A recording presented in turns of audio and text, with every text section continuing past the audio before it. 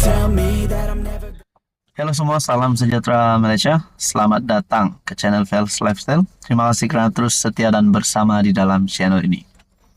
Selepas kekalahan Teruk Bersatu ataupun Perikatan Nasional bagi PRK Dun Makota, apa yang berlaku kepada Bersatu dan PN dan juga parti komponen di dalam PN? Menjadi persoalan yang utama adalah adakah PN bakal terpinggir ataupun Bersatu bakal terpinggir setelah beberapa ahli parlimen daripada Bersatu sebelum ini yang telah mengkhianati parti dengan menyatakan sokongan terhadap kerajaan, ditambahkan pula dengan kekalahan ini. Bahkan ini menjadi kekalahan berturut-turut bagi Bersatu. Kalah 2 PRK berturut-turut, Bersatu kian terpinggir dalam satu ulasan. Ulasan daripada Malaysia Kini bertarikh 29 September. Kalah 2 PRK berturut-turut, Bersatu kian terpinggir. Kekalahan besar calon Bersatu dalam 2 PRK berturut-turut, iaitu di Nenggiri dan Makota, adalah isyarat jelas majoriti rakyat Malaysia pasca PRU15, terutama dalam kalangan kelompok Melayu, Muslim dan Bumiputra di negara ini, menolak politik 2R, kaum dan agama yang dimainkan PN. Bersatu sejak berkawan dengan PAS bukan saja dianggap menjadi underdog, tetapi dog dalam erti kata yang sebenarnya.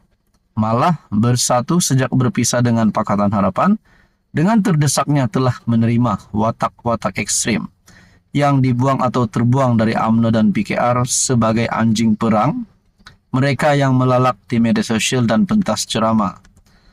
Selama 24 jam, kelompok ekstrim dalam Bersatu PN menabur pelbagai fitnah, syak wasangka, paranoia, dan provokasi sentimen 2R untuk mewujudkan situasi emosional kelompok Melayu Islam, seolah-olah negara ini huru-hara dan tiada ketua agama Islam dan kerajaan yang menjaga hak setiap rakyat mengikut perlembagaan persekutuan. Para provokator ini sudah buntu idea apabila ekonomi negara makin mantap di bawah kerajaan Madani yang diterajui Perdana Menteri Anwar Ibrahim. Mereka tidak dapat menerima hakikat bahawa Anwar telah pun diampunkan yang di Pertuan Agong terdahulu, iaitu Sultan Kelantan Sultan Muhammad V, dan menjadi Perdana Menteri atas seruan penubuhan kerajaan perpaduan daripada yang di Pertuan Agong seterusnya, Sultan Pahang Al-Sultan Abdullah Riayatuddin Al-Mustafa Billah Shah. Ramai ahli Bersatu dalam zaman PN ini lupa dan tidak tahu bahawa kepimpinan Bersatu di awal penubuhannya, yang ketika itu diterajui Mahathir, berulang alik melawat Anwar ketika dia masih bergelar banduan demi mendapatkan sokongan PH, terutamanya PKR, untuk menentang kleptokrat. Itulah maknanya jadi banduan terhormat. Saudara-saudara yang amat dihormati, lebih menyedihkan PAS pula mengangkat Dr. Mahathir sebagai penasihat kepada 4 negeri di bawah mereka, memperlihatkan kepimpinan Bersatu makin dipinggirkan.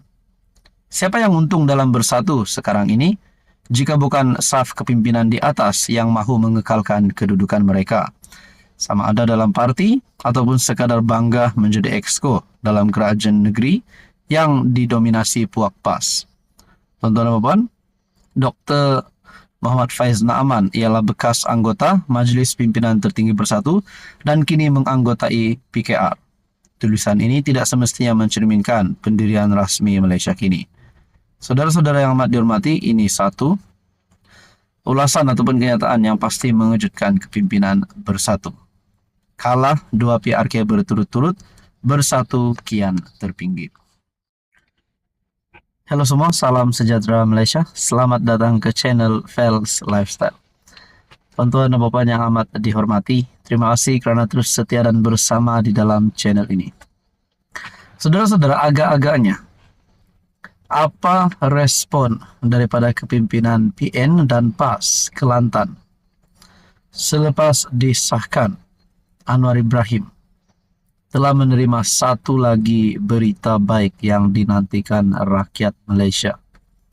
Kejutan kepada seluruh kepimpinan politik di Kelantan, terutamanya PAS. yang menjadi pembangkang hari ini. Saudara-saudara, Anwar Ibrahim antara yang menerima kurnia darjah Datuk Kelantan. Tak sangka selepas Kerajaan Perpaduan menang PRK Dun Mahkota, Anwar Ibrahim pula menerima satu lagi kemenangan terbaru.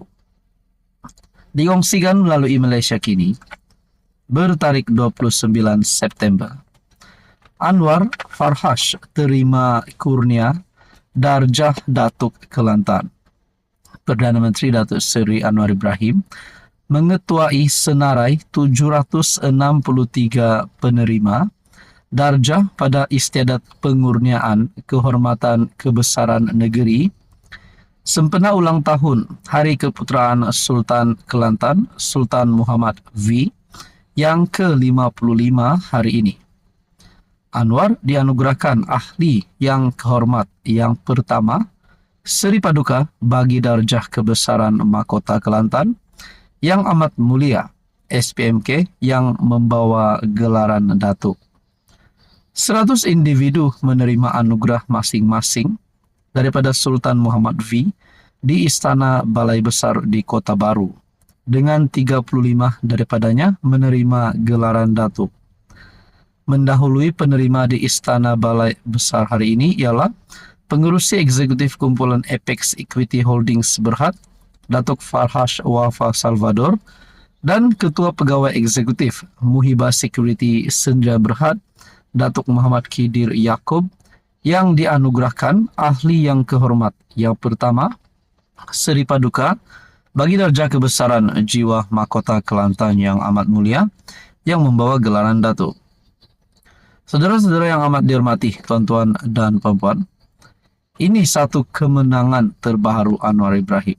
Tak sangka, selepas saja Kerajaan Perpaduan sekali lagi membuktikan mereka layak untuk terus memimpin kerajaan. Kerajaan gabungan PHBN ini yang baru saja menang PRK Dun Mahkota, akhirnya Anwar Ibrahim pula terima berita baik yang pasti membuat musuh politik Anwar Ibrahim, terutamanya PAS Kelantan, meroyan. Kerana baru saja kepimpinan Perikatan Nasional kalah pada PRK Dun Mahkota, Anwar Ibrahim pula menerima satu lagi berita baik, yaitu menerima kurnia darjah Datuk Kelantan. Tuan-tuan dan puan, apa yang akan berlaku kepada PAS Kelantan? Adakah mereka akan lebih meroyan? Apa yang berlaku kepada Muhyiddin sebagai pengurus CPN yang baru sahaja kalah? Dan sekali lagi mendapat berita, Anwar Ibrahim menerima kurnia darjah Datuk Kelantan. Ini satu kemenangan baru bagi Anwar Ibrahim. Ada saja gesaan terhadap Anwar untuk letak jawatan, bubar parlimen dan sebagainya. Tapi kita lihat Anwar Ibrahim semakin berada di atas, semakin berada di depan, meninggalkan Muhyiddin, meninggalkan PN, dan meninggalkan semua musuh politiknya. Apa agaknya respon PAS Kelantan selepas ini? Saudara-saudara, apa komen Anda?